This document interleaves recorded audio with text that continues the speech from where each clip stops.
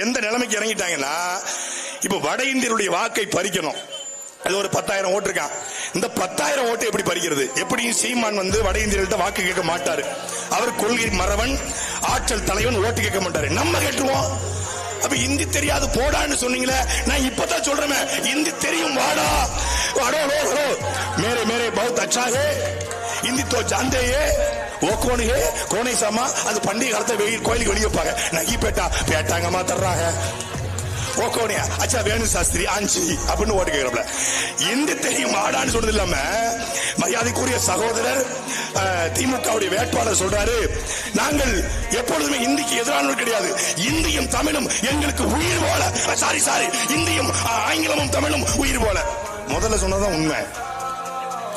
இந்தியும் தமிழும் நான் சும்மா சொல்லல, இந்தியும் தமிழ் எங்கள் உயிர். எப்படி எந்த நிலைமைக்கு கொண்டு விட்டுருக்க பாத்தீங்களா?